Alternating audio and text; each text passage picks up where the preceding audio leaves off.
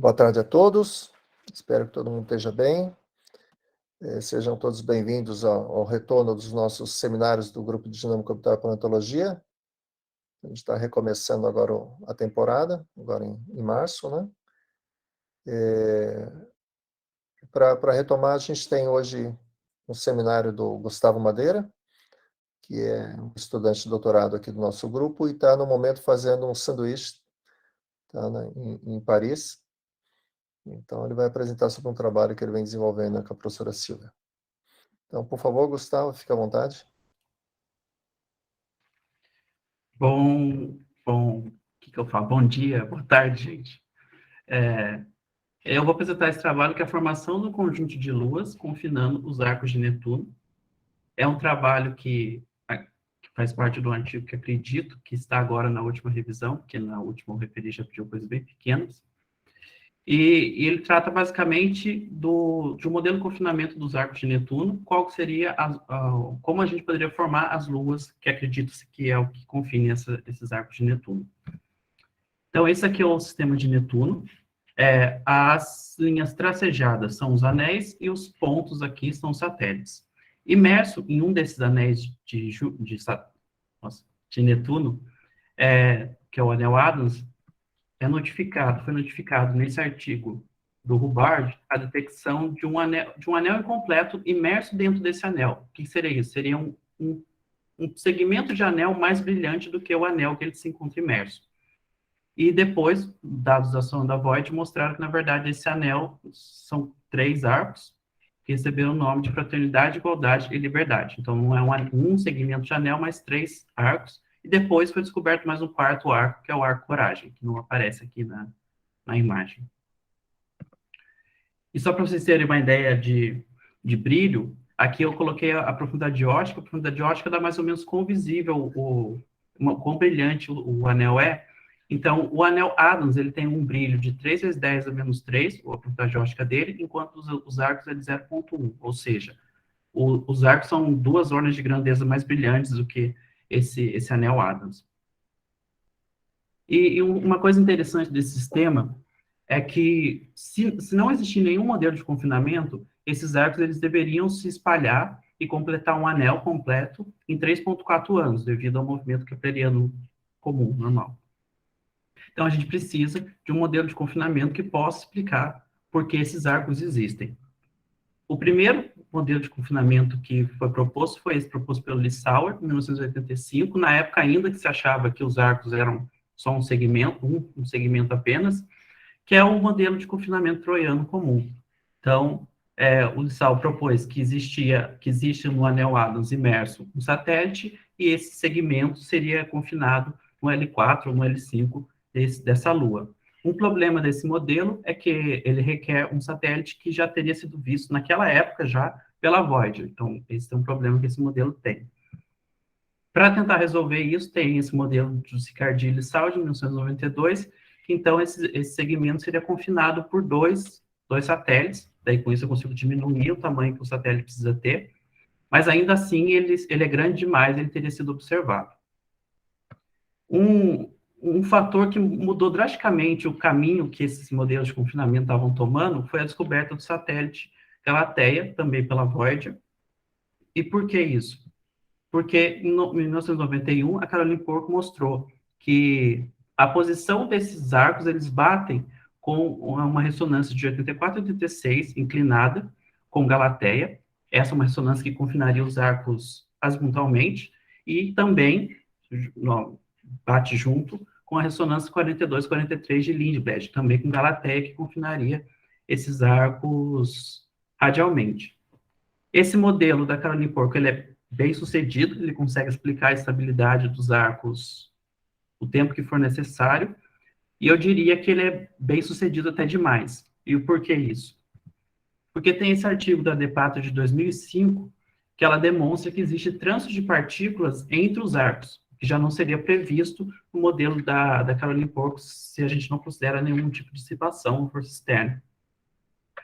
Nesse mesmo artigo, e também com alguns artigos posteriores, foi mostrado que os arcos, na verdade, mudaram de localização e intensidade, e que ele está defasado, a localização dele está defasado em menos de 1 quilômetro, na verdade, eu acho que são 300 metros, da localização das ressonâncias de corrotação. Ou seja, a ressonância de corrotação não confia nesses arcos. E, por último, mais recente, foi mostrado que os arcos Liberdade e Coragem, na verdade, desapareceram.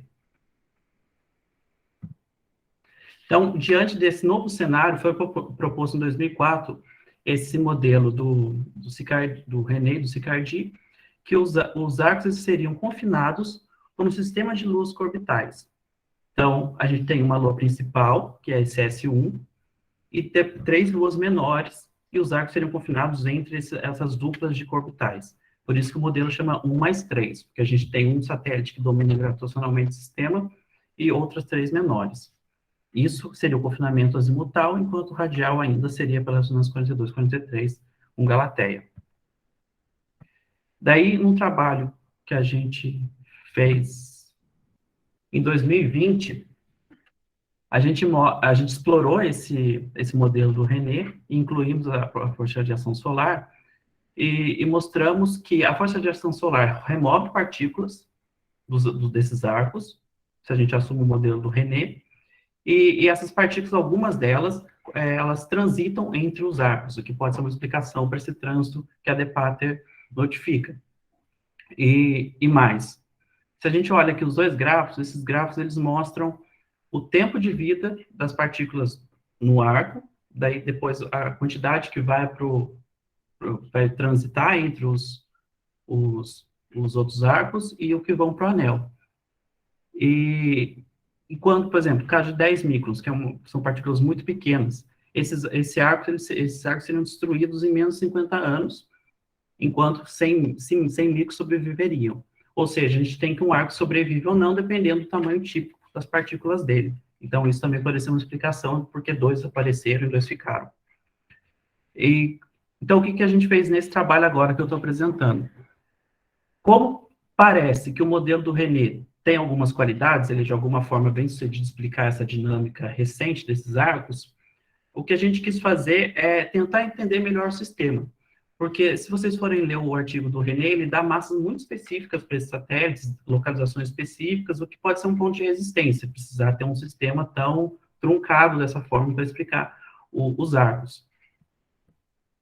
Então, o que a gente vai fazer aqui é entender um pouco melhor a dinâmica desses satélites orbitais, tentar também sugerir um modelo para a formação dessas luas. Então, o que a primeira coisa que a gente fez? Foi estudar qual é a dinâmica do sistema 1+N orbitais. Então, o que é 1+N orbitais? Então, é quando a gente tem um satélite dominante gravitacionalmente, que aqui eu sempre vou chamar de Moon, e outras luas orbitais menores em massa, aqui no caso são 2 ordens de grandeza menores, que eu vou chamar de Moonlet. E qual é a dinâmica de uma Moonlet quando ela está num orbital a uma lua? Ela tem um movimento, aqui nessa figura mostra, é um movimento que pode ser decomposto em 2 movimentos, na verdade. Ela tem um movimento epicíclico, aqui no caso os satélites têm excentricidade por conta do efeito de Galateia, então tem esse movimento do epiciclo, e o centro desse movimento desse epiciclo gira em torno dos pontos de equilíbrio do sistema, que é o que é mostrado aqui, então essa estrela aqui dá a posição de equilíbrio do sistema. Obviamente, o mesmo vale se eu tenho uma partícula imersa nesse sistema. E qual que é a diferença aqui, para mim, de Moonlet e partícula? A Moonlet, ela é menor do que a Lua, ela é dominada gravitacionalmente pela Lua, mas ela ainda tem uma massa significante e ela interage gravitacionalmente com as outras luas. Já a partícula, não, a gente considera sem massa, então ela só sente o efeito gravitacional de todos os corpos do sistema. E o que a gente fez foi tentar encontrar primeiro essas posições de equilíbrio, e se todas as luas estiverem na posição de equilíbrio, a gente diz que o sistema está numa configuração de equilíbrio, que significa que sem nenhuma perturbação, todas as luas permanecem estacionárias entre si. Então, o que interessa aqui para a gente são essas configurações de equilíbrio. Então, a primeira coisa que a gente vai fazer foi buscar essas configurações de equilíbrio. Para isso, a gente usou o pacote Mercury. A gente fez as simulações, incluindo Netuno, com achatamento, essa S1, que é a minha Lua, e um conjunto de moonlets e partículas. A massa da Lua eu defino como ms, que é a mesma massa que o René propõe, e a massa das moonlets vão ser 2 ordens de grandeza menor, então 10 menos 2 ms. As partículas têm uma excentricidade, que é a excentricidade típica dos corpos anel-átomos, que é essa 3 vezes 10 a menos 4. E, por último, eu incluo uma força não conservativa nas velocidades.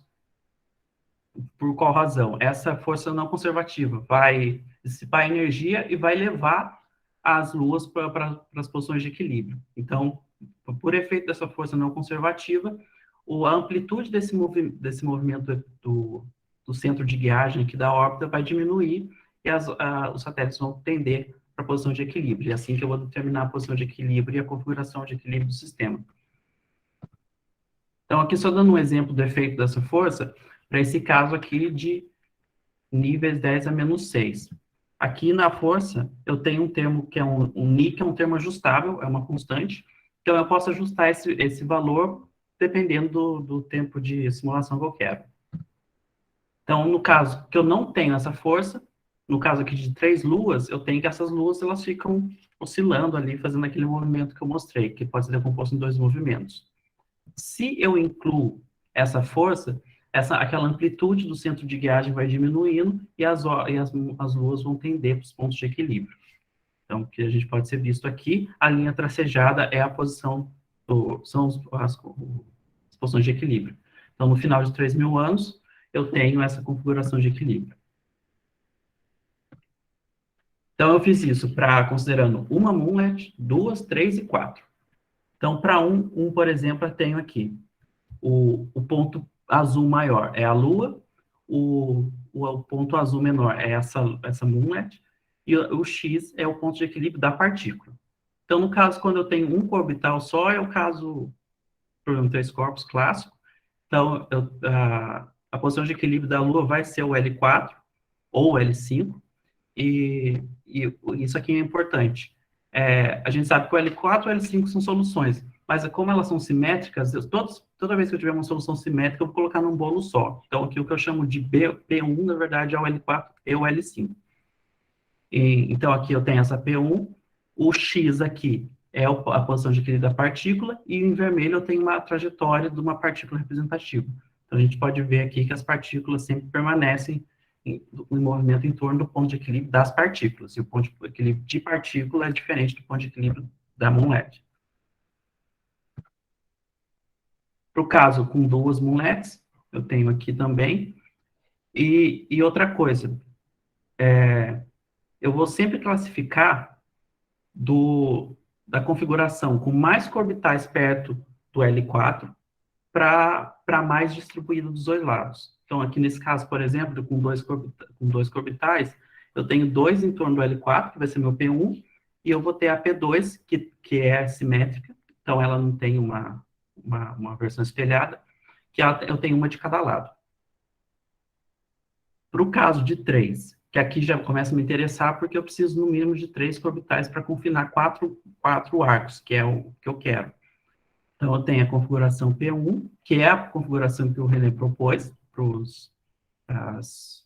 que confinem esses arcos de Netuno, e eu tenho a configuração P2, que são 2 luas de um lado e uma do outro. E no caso, para 4 orbitais. Daí, se vocês forem reparar aqui, eu preciso de 4 luas 3 luas em torno do L4, dessa lua maior, para confinar 4 arcos, no mínimo. Então, aqui, tanto a minha P1 e a minha P2, ela pode confinar 4 arcos. Enquanto a P3, não. A P3 eu consigo confinar no máximo 3 arcos, de um lado só. Então, eu tenho outras configurações, além daquela que o René propôs, para confinar os arcos. Então, eu tenho, tanto para 1 mais 3, eu tenho a minha P1, e para 1 mais 4, eu tenho a P1 e P2. Daí, isso é por causa do clássico, incluindo nenhuma perturbação. Só que, no caso, a gente sabe que o sistema está em ressonância com Galateia, essa ressonância de Lindblad. Então, a coisa que eu fiz depois foi pegar aquilo que eu já tinha e incluir Galateia. E qual é o efeito de Galateia? A ressonância de Lindblad, ela aumenta a excentricidade do sistema. Então, aqui na linha vermelha, eu tenho o caso sem Galateia, então essa densidade permanece ali constante, ela não é zero inicialmente, mas ela permanece constante. E enquanto eu incluo Galateia, que é o caso preto, eu tenho essa variação com o tempo dessa densidade. Então, eu vou ter aquele movimento do epiciclo que eu mostrei na primeira imagem. E um outro resultado que a gente obtém é que esse efeito de Galateia, ele modifica a posição de equilíbrio do sistema. Em que sentido? Eu não sei se dá para ver, mas eu tenho algumas bandas cinzas na figura. Essas bandas são as condições iniciais que o sistema, que é uma partícula colocada ali, vai estar em ressonância de Lindblad com Galateia. Não é qualquer posição da órbita que ela vai estar em ressonância de Lindblad. Então, o que a gente observa é que as posições de equilíbrio vão ser deslocadas para essas bandas da ressonância de Lindblad. Então, aqui no caso, qual que é essa? Nesse azul, na linha azul aqui, eu tenho o caso sem Galateia. Então, é o caso clássico, que é o mesmo são essas que o René propõe. Quando eu incluo Galateia, eu vou ter aqui, tanto em preto e vermelho, eu vejo que a posição de equilíbrio salta para dentro dessa banda, e ela também não é constante, ela tem essa oscilação que é devido justamente pelo efeito de densidade. E aqui eu vou mostrar aqueles casos que eu falei que são interessantes, são os casos que pode confinar os arcos de Netuno. Então, aqui que seria a configuração de 1 mais 3 com Galateia. Então, eu tenho aqui 4, vermelho é a partícula. Então, eu tenho aqui 4 partículas que ficam confinadas ali, que seriam representativas dos 4 arcos. E para o caso de 1 mais 4, tem um também. Então, tem aqui a minha P1, na verdade, consigo até 5, se eu quiser. É isso, eu consigo até 5 se eu quiser, então eu posso considerar que uma ali das posições de equilíbrio não são ocupadas, se as luas estiverem nessa configuração. E aqui na P2 eu também tenho 4 partículas confinadas, que seriam representativas dos 4 arcos. E isso foi quando eu assumi uma massa constante para as luas, assumindo aquele 10 menos 2, 10 a menos 2 massa da lua maior. Eu também fiz testes alterando as condições iniciais e alterando a massa, a relação de massa entre as luas. E o que eu encontro é que essas configurações de equilíbrios não são alteradas quando eu vario a massa e também as posições iniciais, que mostram que existe uma certa robustez no modelo. Eu coloquei aqui pequenas alterações de massa que eu não posso alterar a massa da Moonlet a ponto de quebrar o que seria o 1 mais n. Eu não posso aumentar muito, aumentar uma ordem de grandeza, por exemplo, que já não deixaria de ser 1 mais n, que eu preciso que eu tenha uma lua dominante. Mas dentro disso, as posições de equilíbrio são basicamente as mesmas. Assim, muda coisa de 1/10, que eu nem sei se é mesmo uma mudança, que não é uma mudança que eu estou encontrando da simulação. Então, a conclusão que eu chego até aqui é que a ressonância com Galateia não destrói as posições de equilíbrio, as configurações de equilíbrio, mas apenas altera essas alterações por alguns graus para jogar a posição de equilíbrio para as bandas da ressonância com Galateia. E também diferentes conjuntos de massa, longitudes e número de moletes podem confinar os arcos, que dá uma certa robustez para o modelo. Então, a primeira parte de 3 aqui que eu vou apresentar já está concluída. Então, já que, como parece que o modelo é interessante, o do René, eu consigo confinar com outras configurações além daquela que ele propôs, o que a gente vai estudar agora é a formação, que o mecanismo poderia formar essas luas. E a gente propõe um modelo baseado naquele modelo de formação de Janus e Pimentel, do Occam da Daniela, como vai funcionar aqui, que é um pouco diferente do modelo de formação de Janus e Pimentel. A gente vai assumir que a minha lua, o meu S1, já existia antes, então ele já existia no começo do sistema, ele já estava em ressonância de Lindblad, inclusive com Galateia, e ele tem um corpo no L4 dele, que eu vou chamar aqui de corpo troiano. Então, ele tem um ponto no L4 ou no L5 dele. Eu assumo que vem um impactor, esse impactor vai colidir e vai destruir esse corpo que está no ponto triangular dele. Então, aqui, nessa distribuição, eu vou ter fragmentos maiores, que aqui eu vou assumir que eles estão num polígono regular, de forma a conservar o momento angular e linear. E também, na distribuição, vai ter debris que eu vou simular mais para frente. Então, esses fragmentos, eles vão se dispersar na órbita da Lua maior, eles vão fazer ferraduras e vão colidir entre si, até que vão formar um conjunto de luas, e essas luas vão se sentar nos pontos de equilíbrio, vão atingir uma configuração de equilíbrio. Então, esse é o modelo que a gente propõe para a formação desse sistema orbital. Então, a primeira pergunta que a gente faz é, seria esse impacto realista de um corpo externo que vem e colide, destrói essa lua que está no ponto triangular? Então, aqui a gente fez um cálculo super simples, ele não vai demonstrar que pode ter acontecido esse impacto, mas mostra que, no mínimo, ele não é absurdo de ter acontecido. Então, aqui nesse artigo do Levinson, eu tenho a taxa de impactos de cometas na região de Netuno, esse 3,5 vezes 10 a menos 4.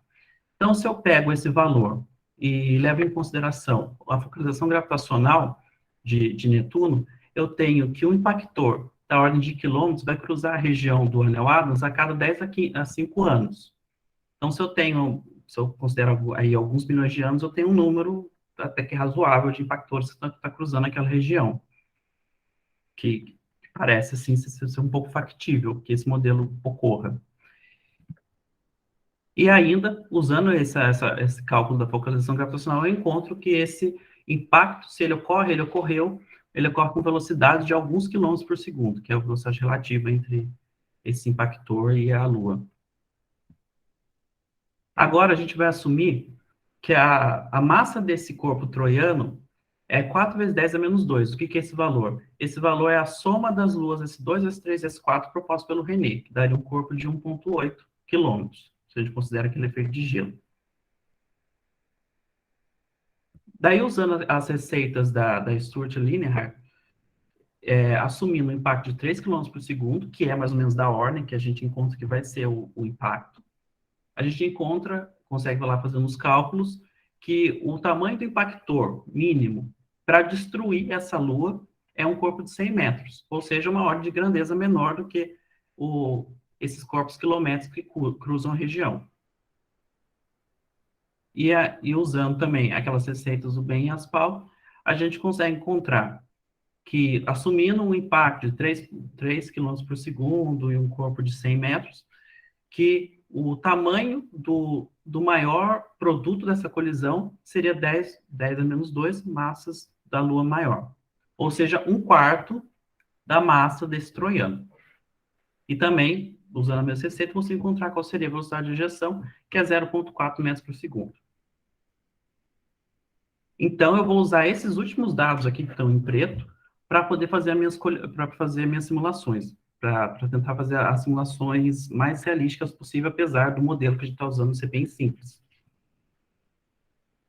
Então, a gente fez três simulações numéricas, desse caso aqui que eu vou chamar de representativo, usando o Mercury.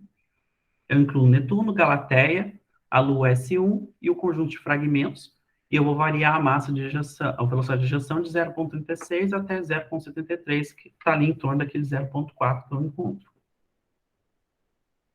Para o Ni, eu vou assumir 10 a menos 4, e como a massa do maior fragmento é 1/4 da massa do troiano, então eu vou fazer simulações desse caso representativo com 4 fragmentos de mesma massa, que é a massa 1/4 daquele lá, então 10 a menos 2. O tempo de simulação é 30 anos, que é o tempo para ser compatível com esse Ni que eu assumi. Então, aqui, por exemplo, é um exemplo de uma simulação que a gente forma exatamente o conjunto de luas que o René propõe. Então, aqui eu tenho os 4 fragmentos, 2 deles colidem em menos 5 anos, e por conta do efeito dessa força não conservativa, eles, com o tempo, se assentam ali na configuração de equilíbrio, que é uma configuração P1 de 1 mais 3. Então, a gente encontra casos que reproduzem o trabalho do René. E uma outra coisa interessante que a gente encontra é a seguinte: a gente computou a velocidade de colisão desses fragmentos. E o SVD aqui é um valor que é dado, que a gente conseguiu obter usando as receitas da Schwarzschild-Linehart, que dá a velocidade máxima para uma colisão ser considerada como construtiva. Então, aqui o 1 seria esse limite. Então, a grande maioria, 95% das colisões, seriam construtivas. Porém, existem casos aqui que existem várias colisões que elas são construtivas, mas elas estão muito próximas do limite. E isso acontece porque eu tenho o efeito depois aqui de 15 anos, que é quando começam a aparecer as colisões, essas ruas já vão estar em Lindblad. E então eu vou ter o efeito do gradiente de densidade que vai causar essa maior velocidade de impacto. E o que é interessante aqui é que se a gente for pegar aquelas receitas, essas velocidades, apesar de serem construtivas, elas não vão ser perfeitamente construtivas. Elas vão ser, ou vai ser uma acreção parcial, ou vai causar erosão. Então, o ponto que eu quero chegar é que talvez essas colisões em si sejam fontes depois para o arco, e eu vou discutir isso mais para frente. Então, aqui é o resultado geral das simulações. Essa figura aqui é um pouquinho chato de ler, mas depois que pega ela fica simples. Em preto, eu tenho a porcentagem de todas as simulações que formam de sistemas de 1 mais 1, 1 mais 2, 1 mais 3, 1 mais 4. E o eixo Y referente à linha preta é o eixo esquerdo. E daí, as linhas coloridas, elas dão dessa porcentagem que formou, por exemplo, de 1 mais 1, qual é a porcentagem que está na configuração P1, daquela classificação que eu mostrei antes. Então, aqui, e o eixo referente é o direito. Então, por exemplo, eu tenho que mais ou menos 15% das simulações formaram o sistema 1 mais 1. E como lá só tem uma configuração de equilíbrio, então 100% dessas simulações que formaram 1 mais 1 vão estar no P1, que é o que está sendo mostrado aqui no linha vermelha. E, então, é assim que lê esses gráficos. Vamos para ser mais deles para frente. E quando a gente soma aqui as configurações que podem confinar os arcos, a gente encontra que, nesse caso representativo, aproximadamente uma de cada três simulações formaram um sistema que pode confinar os 4 arcos de Netuno, que é uma taxa interessante, um terço. Tá, mas aí aqui a gente teve que assumir várias coisas. Teve que assumir a massa dos fragmentos como tal massa, um número, a gente assumiu 4 fragmentos. Esse Ni também, obviamente, tem um efeito na evolução do sistema, que é aquele que dá essa porção conservativa. Então, a gente fez simulações variando esses parâmetros, para ver como eles vão alterar o sistema. Então, aqui, eu estou mostrando um caso que eu vario a massa. Então, tem um sistema aqui que eu chamo de M1, que eu estou variando a massa desses fragmentos em 50%. E quando eu digo variar em 50%, é o seguinte: eu preciso que a massa total seja a mesma. Então, eu estou aumentando 50% de um fragmento, mas eu estou diminuindo do outro. Então, isso significa variar 50%. E também tem outro caso que eu estou variando 25%, que são as diferentes linhas aqui. E o que é importante ver aqui é que as taxas são bem parecidas. Elas ali têm pequenas oscilações, todas menores de 5%, 10% entre si, mas a cara geral do gráfico é o mesmo. E o mesmo acontece quando a gente assume outros NIs. E lógico, quando a gente assume o NI dá o tempo da simulação. Então aqui eu estou assumindo NIs menores, então eu precisei de tempo de simulações maiores, mas o resultado geral também teve pouca alteração quando eu vario o Ni. Então, quando eu variei a massa e o Ni, o que a gente encontra são apenas pequenas variações dos resultados. Agora eu vario o número de fragmentos. Então, aqui eu estou fazendo um caso com 6 e 8 fragmentos. E Obviamente, quando eu tinha 4 fragmentos, eu vou formar um sistema com, no máximo, 4 moonlets, que é o caso que nenhum fragmento colide entre si. Quando eu aumento para 6 fragmentos ou para 8, então eu vou ter sistemas também com 1 mais 5, 1 mais 6, e também para 8 eu vou ter 1 mais 7, 1 mais 8.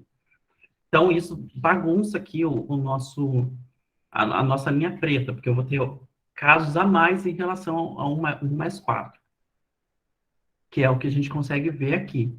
E tudo que é maior, que forma mais que 5, eu coloquei em um ponto só. Então, aqui a gente vê, por exemplo, no caso de 6 fragmentos, aproximadamente 18% das simulações geram mais que 5 moonlets. Isso é para o caso de quantos moonlets formam. Mas para o caso de 1 até 4, a gente tem que a taxa de que está em P1, P2, P3 também é pouco alterada, por causa de mais fragmentos. E qual é a questão aqui? Quando eu tenho, por exemplo, 5, quando eu tinha 4 moonlets, eu tinha, se vocês não forem lembrar daquela figura que eu mostrei, eu tinha 3 configurações de equilíbrio e 2 delas conseguiu confinar os 2 arcos, porque são 2 configurações que têm no mínimo 3 moonlets em torno de um ponto triangular. Quando eu tenho 5, todas as configurações vão ter no mínimo 3 satélites, um ponto triangular. Ou seja, todas as configurações vão conseguir confinar 4 arcos. Isso quando tem para qualquer configuração para mais de 5 moonlets. Então, todos os casos que estão aqui no mais 5 podem confinar podem confinar os 4 arcos. Então, além daquelas que eu já tinha antes, eu tenho aqui, por exemplo, para 6 fragmentos, 20, no mínimo aqui 25%, que formam mais 5, também confinam. E para o caso aqui de 8, coisa de 40 aqui. 40% das simulações formam mais que 5 moonlets e todas as configurações vão conseguir confinar 4 arcos. Então, o resultado aqui seria que esse caso de 4 fragmentos, na verdade, pode ser interpretado, sim, muito entre aspas, como um limite inferior de quão comum é de se obter um sistema de que consiga confinar os 4 arcos usando esse modelo. Então, e como a gente conseguiu 1/3, então parece que esse modelo, apesar de simples, tem alguns pontos interessantes, que pode ser que é por essa linha como essas luas se formaram. Então, a conclusão é que o cenário proposto, pelo menos em primeira aproximação, é um modelo possível para a formação dessas luas que confinam os arcos. Então, segunda parte de 3 concluída. Então, agora que eu já tenho um modelo para a formação das luas, eu vou para o que é o interesse, né? Que como seriam os arcos formados dentro desse meu modelo da formação das luas. Dentro desse modelo, a gente consegue pensar em 3 diferentes estágios que o material desses arcos pode ter se formado. O primeiro deles são aqueles debris que formam da própria destruição daquele corpo troiano. O segundo seria no momento que as luas estão se formando, então seriam por colisão entre debris ou colisão entre fragmentos ou de debris com fragmento. Quando eu falo debris aqui, são corpos menores que fragmentos, tá? Fragmentos aqui seriam os fragmentos maiores de coisa de quilômetros e os debris seriam que vão de microns até centímetros, metros. Isso que eu chamo de debris. Então, seria da colisão desses corpos, desses dejetos da ruptura. E depois o terceiro estágio é quando o sistema já está formado e eu tenho impactos de corpos com as luas já formadas. Então, o que eu vou fazer é simulações bem simples e análises usando receitas já conhecidas de como cada um desses processos pode ter contribuído para formar os arcos. Então, assumindo esse primeiro estágio, que é na destruição daquele corpo troiano. A gente tem que uma destruição, ela simultaneamente produz fragmentos maiores e também uma grande quantidade de debris, e esses debris são de corpos de micrômetros até metros. Tem esse trabalho aqui do Daniel, que ele mostra que o tempo de vida de partículas micrométricas no anel Adams é bem curto, é coisa de poucas décadas, devido ao efeito da força de ação e do plasma. Então, aqui a gente não vai se preocupar com corpos que estão sob efeito dessas forças, que seriam corpos micrométricos. Então, quando eu falar de debris, eu estou pegando corpos aí de metros e centímetros. Então, eu fiz simulações, incluindo 500 debris em torno do... Eu tinha aquele polígono que eu coloquei os fragmentos, então, quando você faz ali um círculo tocando aquele polígono, distribuir debris dentro desse círculo, 500 debris, para analisar a evolução orbital deles. E o resultado é que mais de 70% das partículas colidem já nos primeiros 5 anos de simulação. Então, a taxa de remoção desses debris é muito rápida pelos fragmentos. Esse aqui é o caso que tem a maior taxa de sobrevivência de debris, que ainda é uma taxa muito baixa, não sei se eu coloquei aqui, não, mas sobrevive coisa de 8%, e vocês podem ver aqui que é um caso que forma um co-orbital só.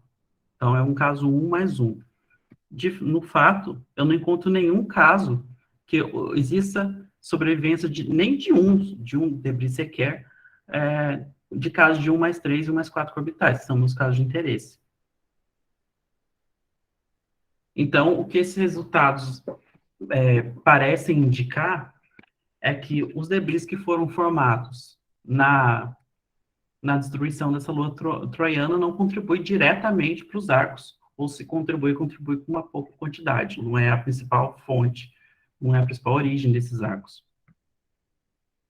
E um outro dado que aqui vai ser importante é quando a gente computa a velocidade de colisão entre esses debris e as luas, a gente encontra que essa velocidade também é alta, também é da ordem de metros por segundo, igual de colisão fragmento com fragmento, que indica que essas colisões são do tipo erosivo.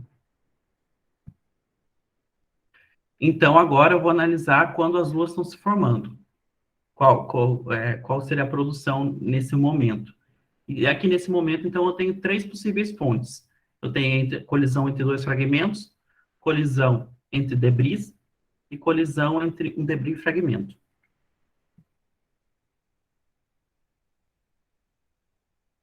Tá, daí aqui, estou falando nada demais.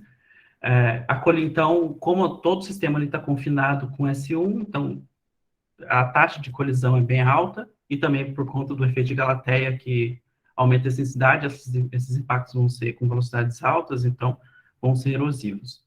Então, isso pode representar uma fonte significativa de produção, e isso nem sou eu, ou a gente concluiu aqui, mas isso já é conhecido desde os trabalhos do Carl Esposito nos anos 90, que ele propõe que os arcos seriam se formados justamente por esse tipo de processo. Então, para fazer um cálculo simples aqui, a gente vai assumir que o número total de debris, a massa total de debris que se forma nessa ruptura é de 10 a menos 2, então é a mesma massa de um fragmento, e a gente assume essa distribuição aqui clássica de tamanhos, indo de 1 micron até 1 metro.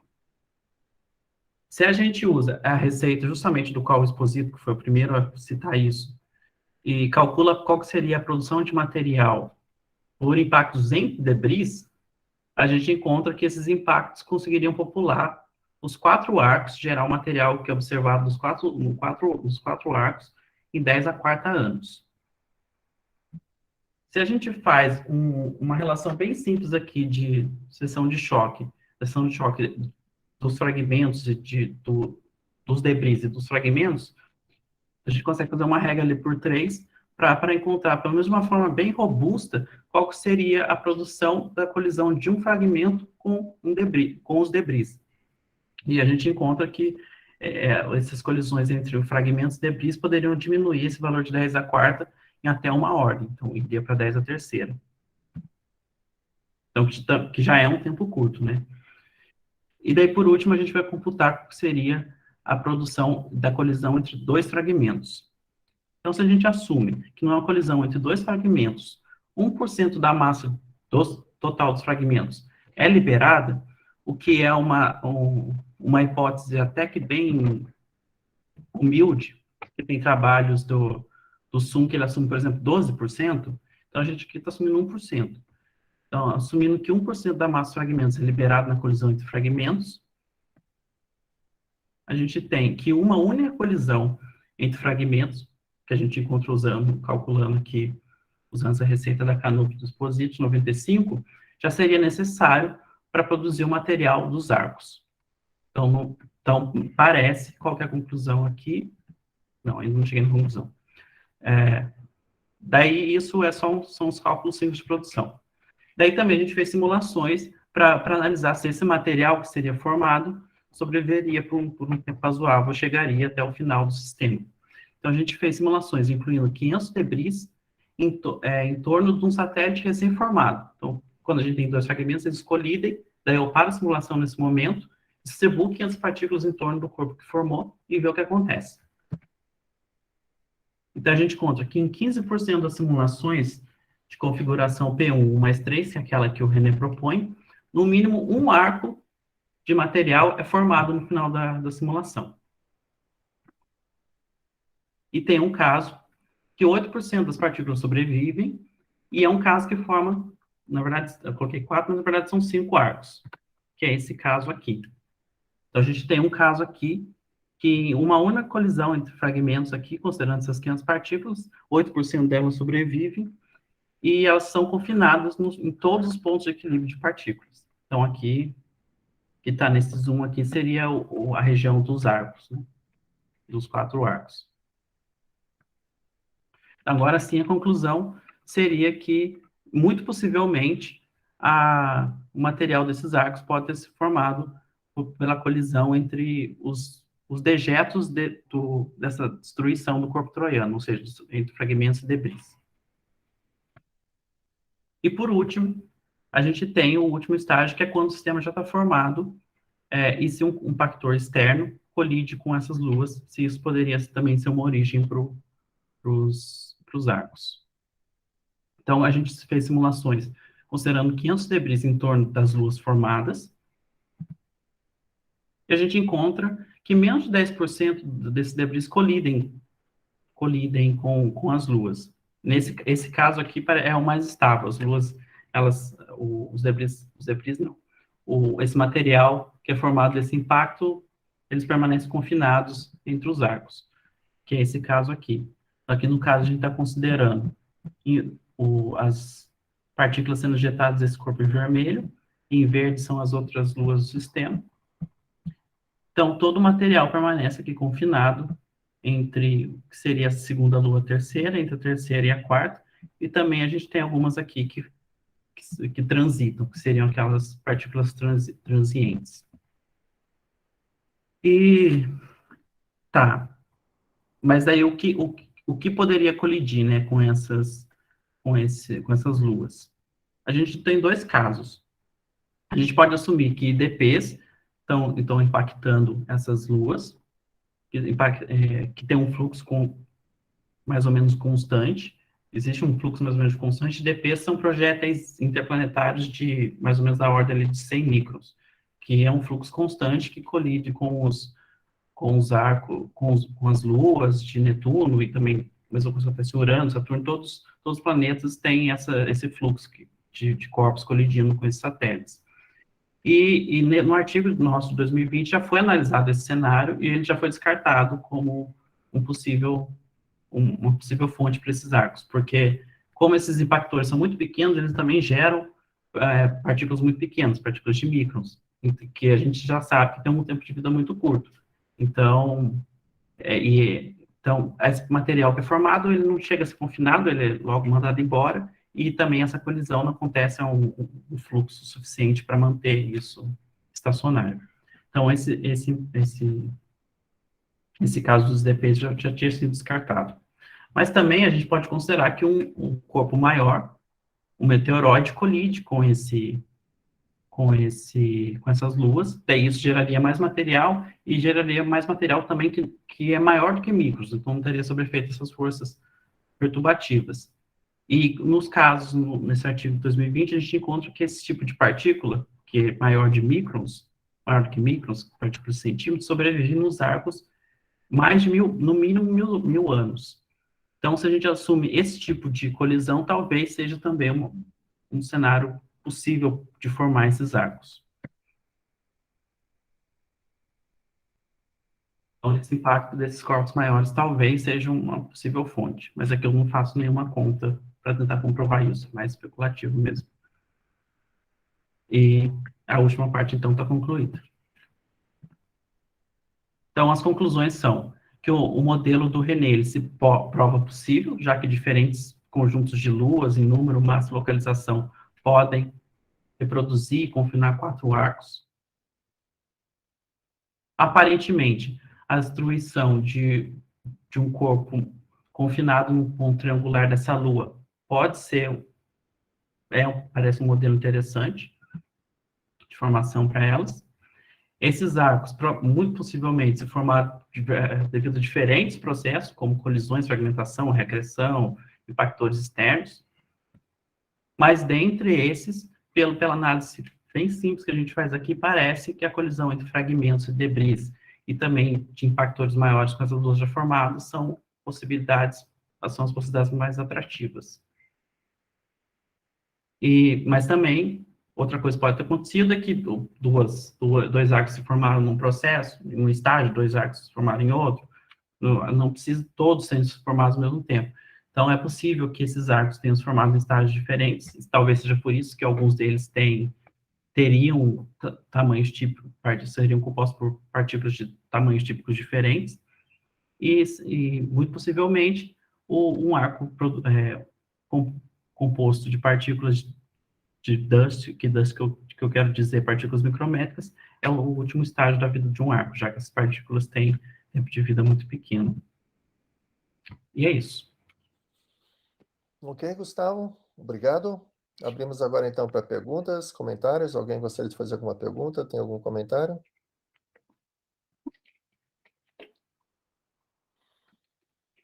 Eu tenho aqui o seguinte, você não discute muito a questão da amplitude angular dos arcos, né?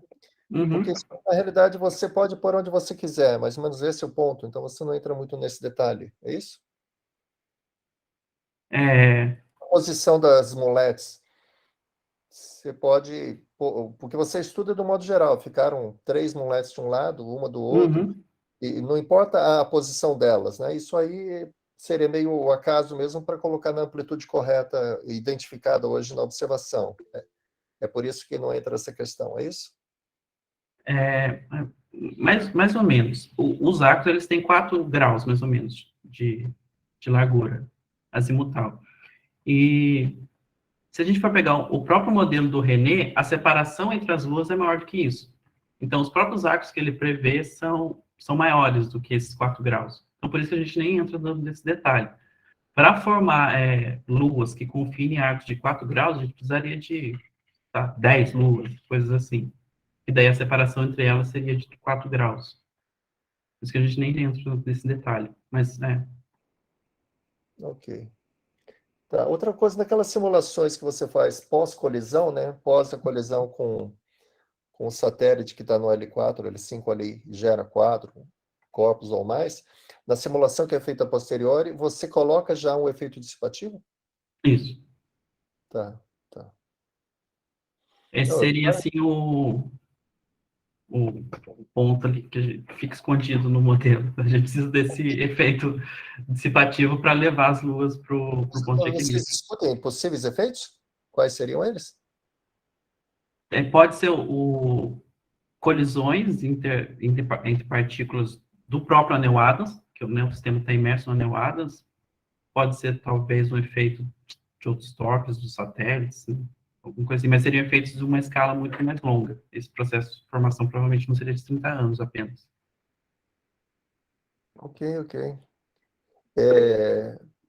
Adrian, tem uma pergunta? Por favor, Adrian, pode falar. Boa tarde. Parabéns pela apresentação. Eu não entendi bem qual que é a diferença entre fragmentos e debris. Aqui, É mais conceitual para mim, assim, é que o fragmento aqui é o que eu estou usando para formar as luas. Então, é aquilo são aquelas que eu distribuo 4 no polígono. E então, assim, por exemplo, eu símbolo numérico como um corpo big. E o debris seria os corpos menores. Então, seria coisa de metros, centímetros, que eu estou considerando como partícula, está dentro do small. Tá, agora entendi. E nunca haveria a possibilidade, que você mostrou uma vez, não lembro agora se foi aqui ou em algum congresso, da possibilidade de objetos macrométricos, tamanhos de metros, né, existirem na região do anel do arco de Hadron, né, do arco de anel de Hadron. Então, as colisões entre eles gerariam as partículas de poeira que compõem o arco, né, de Hadron. Aqui não teria essa possibilidade também? Teria. Isso a gente até discute assim no final do artigo. Como a gente tem, naquele caso, naquele segundo caso, uma população de corpos, que é aquela simulação aqui, né? Sobrevive esse estágio de formação, e como eu estou considerando debris, provavelmente seria corpos de metros. Então a gente discute. Okay. E como e a quantidade de material que a gente observa nos arcos de Netuno são de partículas micrométricas. Então, o que a gente discute provavelmente é que os corpos de metros vieram dessa fase e possivelmente os micrométricos veio pela colisão entre esses corpos de metros que vieram. Tá. Porque o anel de Hadron, ele é brilhante, né? Então cabe a possibilidade de ter esses débris, né, macrométricos. Aqui o anel, desde o ponto de vista observacional, né, o arco ele é brilhante, tem essa... Eu não sei bem, se bem que é muito mais distante, né, Netuno, então não sei se pode ser levantada essa possibilidade por haver um brilho oriundo. Ele é bem brilhante, a probabilidade ótica dele é 0,1. E aquele mesmo artigo da Depatra que eu comentei, ela discute, que ela encontra que existem partículas métricas no arco fraternidade, pelo menos. Então, é um cenário parecido com o arco de Hadron. Entendi. Obrigado. Ok, Adrian, obrigado. Mais alguém? Alguém mais gostaria de fazer alguma colocação, alguma observação? Tem aqui no chat 2 comentários, só da Diana. Muito obrigado, Gustavo. Assunto bastante interessante. Depois da Ana Luísa. Parabéns, Gustavo. Adorei a apresentação. Bom, eu achei o trabalho assim, impressionante, tá? Realmente, todas as etapas, né, foram cobertas aí. Sempre tem alguns ajustes, né, que nessa história da dissipação e tal, mas eu achei realmente brilhante, adorei o trabalho. E eu acho que é uma das primeiras citações daquele trabalho lá de Jano, que aquele trabalho foi um trabalho assim que foi muito, uma coisa bem diferente de fazer na época, e acho que vocês foram na cola daquilo ali, eu achei fantástico. Eu gosto muito daquela ideia lá, daquela construção, e parabéns, realmente um trabalho impressionado, assim, eu não sabia que essas coisas a gente está tão perto, a gente faz outras coisas juntos, né, outros trabalhos, mas eu não tinha ideia desse trabalho que vocês tinham feito. É realmente um trabalho muito, muito interessante, muito denso, tentando cobrir todos os aspectos. Eu achei realmente fantástico, fantástico. Parabéns. Yeah. Bom, alguém mais tem algum comentário, alguma observação? Bom, então, mais uma vez, obrigado, Gustavo. Só antes de encerrar, lembrar que os seminários são abertos a todos. Então, se alguém gostaria